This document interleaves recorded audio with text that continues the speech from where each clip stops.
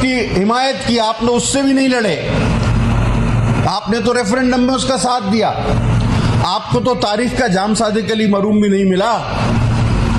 आपकी तो किसी जदोजहद में बकरी भी नहीं मरी। आपकी कौन सी जदोजहद? आप तो सीधे लाए गए और बिठा दिए गए इक्तदार पे। तो आपकी कोई जदोजहद नहीं है। हाँ, अल्लाह का शुक्र है, तारीख गवाह है, दुनिया गवाह है, कराची गवाह है, पाकिस्तान गवाह है, हमारी तारीखी जदोजहद है। चाहे ज़ियाउल हक की अमरीत के खिलाफ,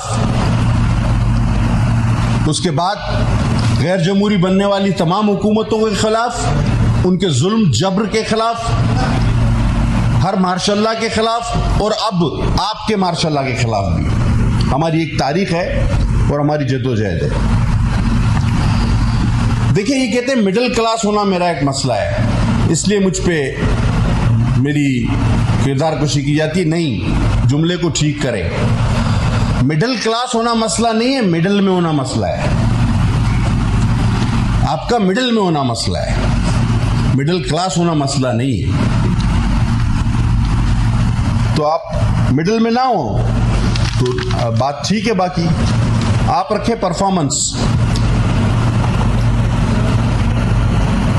आपकी परफॉर्मेंस ये है कि सिंध हुकूमत 2016 में जिस रोड के अपने हिस्से के पूरे पैसे दे चुकी है, वो रोड आज तक आपसे नहीं बनी। मवासलात क्या पजीर है।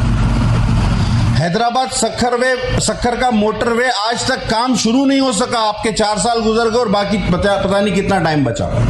आप शुरू ही नहीं कर सके, ये आपकी कारकर्दगी है।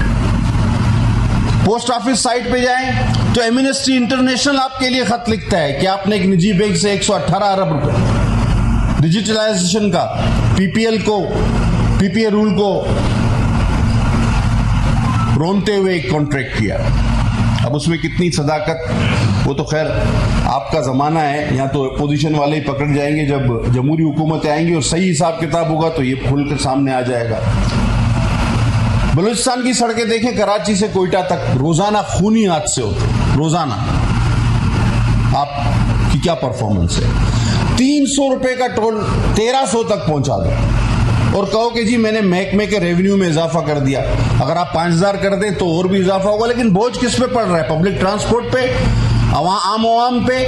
वो रोड जाते हुए, रोड क्रॉस करते हुए, टोल प्लाजा क्रॉस करते हुए और वापस जाते हुए, आते हुए आपको माशाल्लाह वो गालियां और वो बददुआएं देते हैं कि आपको उसका अंदाजा नहीं है, क्योंकि आपने 1000 रुपया उसमें इजाफा किया। और मैंने बहुत पहले कहा था कि अगर इस बुनियाद पे हुकूमत करनी हो कि जितने टैक्स लगाने लगा दो, जितना कर्जा लेना है ले लो, जितनी महंगाई करनी है कर दो, और अगर आपके खिलाफ कोई बात करे तो वो गिरफ्तार हो जाएगा। तो फिर किसी पार्टी विजन लीडर का होना जरूरी नहीं है। ये आप सहूलियात किसी को भी दे दें, हर आदमी हुकूमत चला सकता है कि टैक्स जितने चाहे लगाओ, महंगाई जितनी चाहे करो, कर्ज जितना चाहे लो, जो बात करे वो जेल जाए। तो ये अगर किसी को सहूलत मैसर हो तो राह चलते किसी आदमी को भी आप बिठा दो। किसी विजन, किसी लीडर, किसी पार्टी की जरूरत हुकूमत चलाने के लिए नहीं है, जो आज हो रहा है।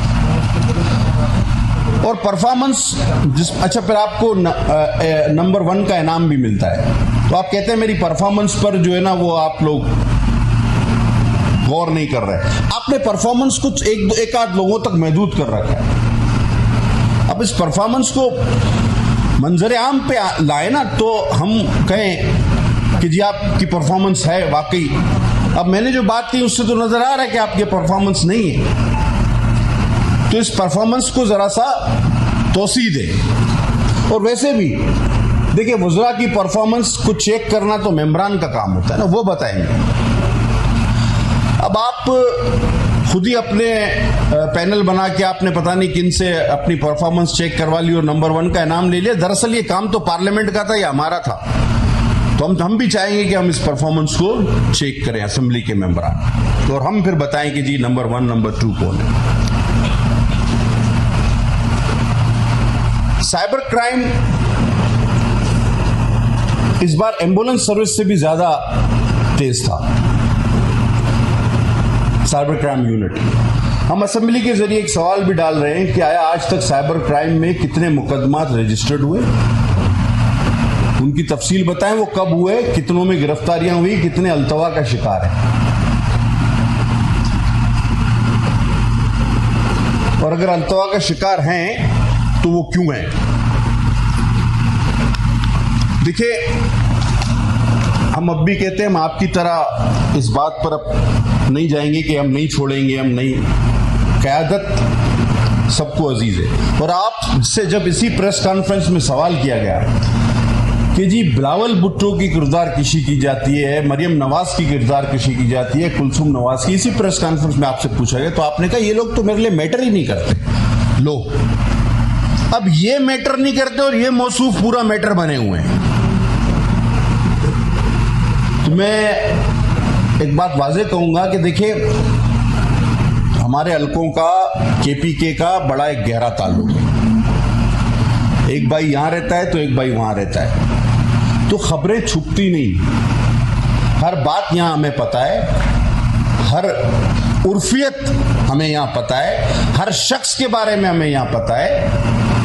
आप ये शेर अक्सर इनको मैं कहूंगा कि ये गुनगुना अपने ते ही बोल लिया करें कि याद माजी अजाब है या रब, छीन ले मुझसे हाफिजा मेरा, इससे पहले आप दूसरों पर तनकीद करें। तो सबसे पहले सबसे ज्यादा किरदार कुशी हमारी क़यादत की करने की कोशिश की। हमने 1.5 साल बाद जवाब दिया, रिकॉर्ड पे रहे, हमने असेंबली का माहौल बेहतर रखने की कोशिश की। इन्होंने अपनी उछल कूद नहीं छोड़ी, बदतमीजी नहीं छोड़ी, जो इनका तुर्रा इम्तियाज है। और अगर किरदार कशी की बात आ जाए तो वाकई क्या जेन्युइन नहीं था इनके वालिद साहब क्या गिरफ्तार हुए ऑस्ट्रेलिया में? आज तक उसकी तरदीद नहीं आई, जाली स्टूडेंट वीजा पे। तो देखिए, कोई वजीर होगा तो उसके बारे में अगर ऐसी बात होगी तो जाहिर है वो पब्लिक प्रॉपर्टी है। ठीक है, आपकी निजी जिंदगी पे। और एक बात अच्छा मैं क्लियर कर दूं, इन्होंने कहा कि अहले खाना, अल्लाह का शुक्र है हमने कभी किसी के, हम सिंध से ताल्लुक रखते हैं, हमारे धरती सिंध है, हम कभी किसी के घर वालों को, खवातीन को सियासत में नहीं घसीटते। एक स्टेटमेंट मेरा साहब का मैं नहीं समझता कि ऐसा होगा जिसमें किसी के घर वालों के लिए सही या गलत कोई बात की गई होगी। हम इस किस्म की सियासत पे यकीन नहीं रखते। हमारा कल्चर, सिंधी कल्चर हमें इस बात की इजाज़त नहीं देता। यकीनन पख्तून कल्चर भी बड़ा गैरतमंद है, वो भी इस किस्म की चीज़ की इजाज़त नहीं देता। हाँ, हमारी क़यादत को तो रात को 12 बजे हमारी बहन को, अदी फरियाल को, आपने उठाकर अस्पताल से जेल शिफ्ट किया। ठीक है, दिन गुजर गए, बात याद है, लिहाजा इस किस्म की बात हमने कभी नहीं की और ऐसी कभी कोई बात मैंने नहीं की। और कमाल की बात आपको बताऊं, मेरा आज तक एक इनके बारे में बोला हुआ एक लफ्ज भी हज़फ नहीं हुआ है, जो कि असेंबली की कार्रवाई होती है। अब मैं मजीद चाहूंगा कि आगा साहब आपसे जो बात करना चाहें और फिर आप जो